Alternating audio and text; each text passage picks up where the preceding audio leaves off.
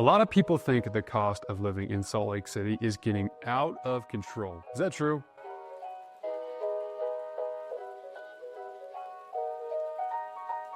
If you're thinking about moving to Salt Lake City area, you're probably wondering the same thing. How much does it actually cost to live here? Is it affordable compared to where you're coming from? And most importantly, is it worth moving here? I get these questions all the time, so let's dive into it. I'm 𝐂𝐿𝐒. I'm a real estate agent here in Salt Lake City, and I specialize in helping people relocate here. So whether you're moving here for work, maybe you're looking for a better quality of life, or just exploring your options, I love helping professionals and families navigate the Salt Lake City housing market and find the best neighborhood that fits their lifestyle. If you're considering making a move, reach out to me anytime, call, text, or email, and I'd love to help you make a smooth transition to Salt Lake City.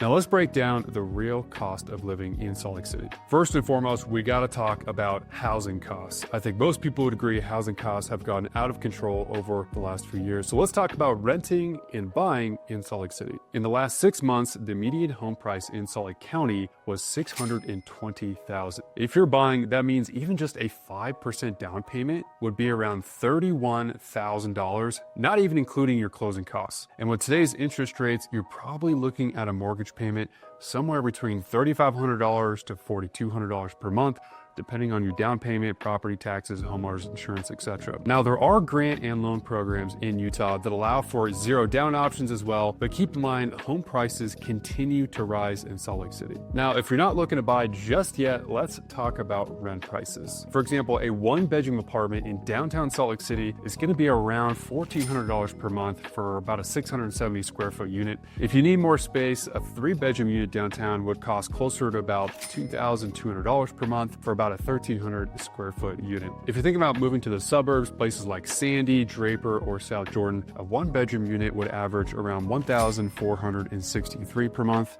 while a 3-bedroom unit is slightly cheaper than what you would find downtown, probably closer to about $2,190 per month. For comparison, these are rent prices that are much cheaper than nearby states like California, Oregon, or Washington, but it's gonna be higher than many of the mid-sized cities in the US. So if you're coming from a high-cost city like Los Angeles, Seattle, or Denver, Salt Lake might feel more affordable. But if you're coming from the Midwest or the South, it's gonna feel more expensive. So would you rather rent or buy in Salt Lake City? Drop a comment below and let me know what you think.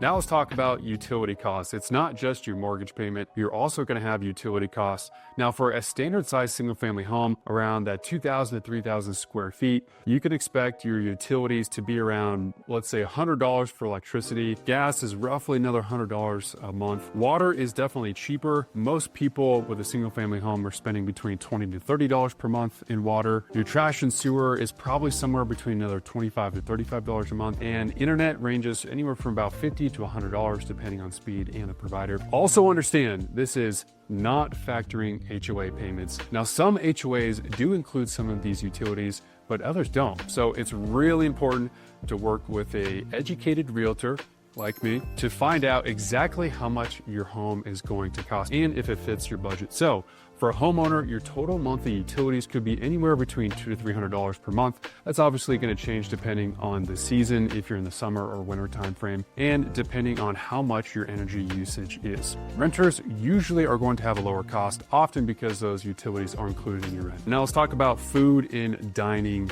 costs. Does it cost a lot to eat in Salt Lake City? Let's talk about groceries first. If you're a couple with, say, 2 kids like me, your grocery bills typically range from around $150 to $200 per week, depending on how often you're actually eating out versus, cooking a meal at home, and the price of the ingredients or how, expensive of a grocery store it is. But prices are comparable to national averages, though some things are definitely going to be more expensive due to Utah's geography and supply chain issues. Let's talk about eating out. A casual sit-down restaurant is usually going to cost somewhere between $20 to $40 per person. This obviously depends if you're getting something much cheaper like a salad or something more expensive like a nice steak. A fancier restaurant, you could probably expect to pay around $80 to $100 per person, especially if you're ordering drinks, appetizers, desserts, things like that. And the fast food options are still fairly affordable, ranging from $8 to $15 per meal, depending on the fast food chain. And if you like breweries or cocktails, just keep in mind that Utah has a very strict liquor law, one of my least favorite things about Utah. So alcohol prices are generally higher than other states. Let's talk about transportation costs, things like gasoline, public transit, or commute in Salt Lake City, which is a very car-dependent city for most people. But again, there are some public transit options. For example, Utah Transit Authority has a TRAX system, which is basically a light rail system that costs about $5 per day or $85 per month.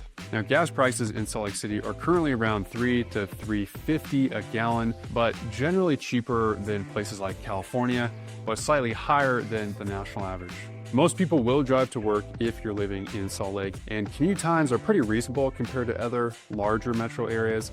The average commute in Salt Lake City is probably around 20 to 30 minutes, but if you're living in the suburbs or you work downtown, expect about a 30 to 45-minute drive during rush hour. Now, of course, I say that and someone's going to comment that their commute time is an hour. It's totally dependent on where you live. Let's talk about healthcare costs, something that a lot of people don't consider when they're thinking about moving to a new location. Is medical care expensive in Utah? Healthcare in Utah is actually generally cheaper than many other states, but costs have been rising over the last few years. The average healthcare spending per person in Utah is around $5,000 per year, not including insurance. So your out-of-pocket expenses could average around $700 to $800 annually before insurance kicks in. A doctor's visit without insurance can cost anywhere from $100 to $250, while a specialist can easily be $300 and above if you don't have healthcare coverage. Employee-sponsored insurance plans tend to be a little bit cheaper than buying private insurance, but cost vary widely based on coverage.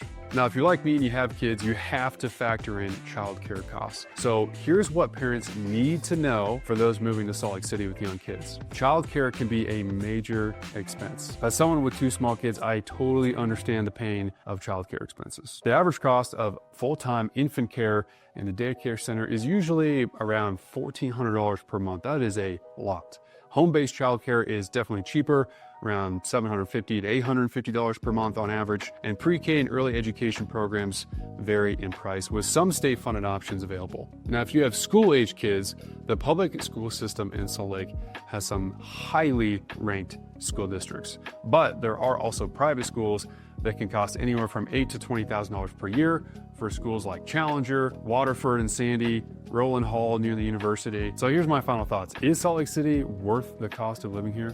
Is Salt Lake City worth moving to? It really depends on your budget, your lifestyle, and your priorities. But compared to major coastal cities especially, it is much more affordable, but costs have been rising significantly over the last few years. If you're making a good income, the quality of life, outdoor access, the growing job market make it a great place to live. If you're moving from a lower cost area, be prepared for some higher housing prices that you might not expect. If you're thinking about moving to Salt Lake City, let's talk. If you're considering relocating to Salt Lake, I love to help. I especially love working with young professionals, families, and people new to Utah, helping them navigate the housing market and find the perfect place to call home. So give me a call, text, or an email anytime. Let's talk about your move and whether you're looking to buy, rent, or just explore your options.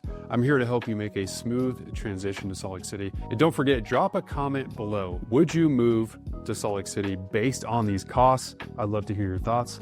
Talk to you in the next video.